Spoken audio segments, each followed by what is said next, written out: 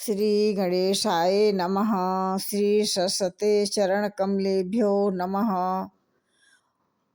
श्री गुरु चरण कमलेभ्यो नमः। ओम हनुमते नमः। अखंडमंडलाकारं व्याप्तं येन चराचरं तत्पदं दर्शितं येन तस्मै श्री गुरुवे नमः।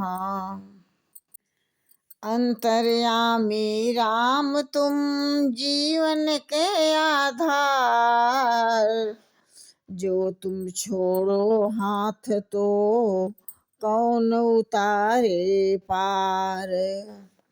जय श्री राम। वही है भजन न तामस देहा, मन क्रम वचन मंत्र दृढ़हा। जो नर रूप भूप सुत को, हरि हो नारी जी तिरन दो। कहते हैं कि इस तामसी शरीर से भजन तो होगा नहीं, अतः एवं मन वचन कर्म से उनकी स्त्री को हर कर ले आऊंगा। इस प्रकार से मन में दशानन विचार कर रहे हैं। चलाय अकेल जान चढ़ी तहवा, बस मारीच सिंधु तट जहवा। यहाँ राम जस जुक्ति बनाई, सुनहु माँ सो कथा सुनाई। कहते हैं भगवान शंकर पार्वती को कथा सुना रहे हैं। यूं कहकर रावण रथ पर चढ़कर अकेले ही वहां चला जहां समुद्र तट पर मारीच रहता था। शिव जी कहते हैं कि हे पार्वती, यहाँ श्री रामचंद्र जी जैसी युक्ति रची थी वह सुंदर कथा तुम्हें सुना रहा हूँ। हे प्रभु, शत्रु, रोग, आग और सर्प को कभी भी छोटा नहीं समझना चाहिए। ऐसा कहते हैं कि जो सुपनेखा को अनेक प्रकार से समझाकर अपने महल में चला गया। हे भवानी, दुष्ट की मीठी वाणी भी भयानक होती है। जैसे सदा दुष्टता ही करते रहते हैं, अचानक उनकी मीठी वाणी बोलने लगे तो ये खतरे की घंटी समझना चाहिए। लक्ष्मण गए वन ही जब, लेन मूल फल कंद। जनक सुतासन बोले, बिहसे कृपा वृंद। लक्ष्मण जी जब कंदमूल फल लेने के लिए वन में गए थे, तब अकेले में कृपा के धाम श्री रामचंद्र जी जानकी से बोले, हे देवी, हे प्रिय, हे सुंदरी, मैं कुछ कहना चाह रहा हूँ। सुनहु प्रिया व्रत रुचिर सुशीला, मैं कछु करब ललित नर लीला। तुम पावक महु करहु निवासा, जो लगी करो निशाचर नासा। हे प्रिय, हे सुंदरी, हे पातिव्रत धर्म का पालन करने वाली, मैं कुछ मनोहर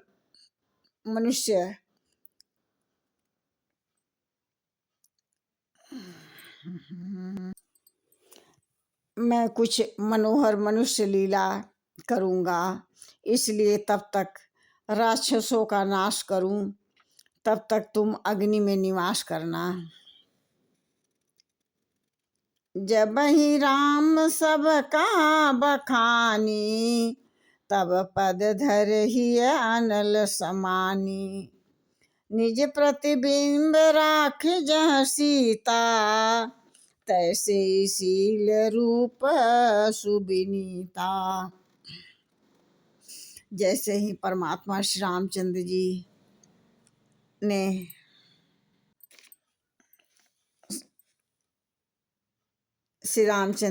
ने समझा कर कहा, त्यों ही श्री सीता जी ने प्रभु के चरणों को हृदय में रखकर और अग्नि में समा गईं। माँ सीता अपनी ही छायावृत्ति वहाँ रख दी, जो उनके समान जैसी ही शील स्वभाव और रूप वाली तथा वैसे ही विनम्र थी। वह वैसे ही देखने में लगती थी, क्योंकि ये माँ सीता की छाया रूप ही थी। लक्ष्मण हूँ यह मरम न जाना, जो कछु चरित रचा भगवाना। 10 मुख गयउ जहाँ मारीचा, नाई माथ स्वार्थ रत नीचा। कहते हैं परमात्मा श्री रामचंद्र जी ने जो कुछ लीला रची, इसी रहस्य को लक्ष्मण जी ने भी नहीं जान पाए।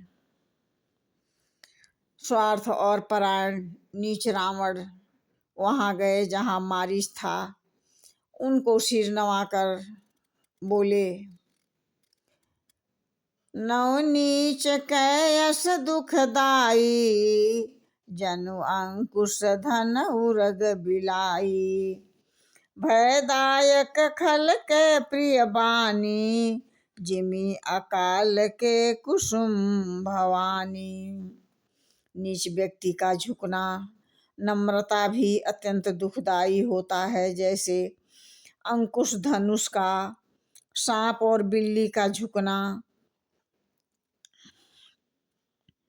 एक शस्त्री और एक मर्मी प्रभु, एक सठ धनी वैद्य बंदी और एक मानस कवि, एक मानस गुणी, इनका झुकना ठीक नहीं है। कहते हैं कि हे भवानी, दुष्ट मीठी वाणी भी भय देने वाली होती है।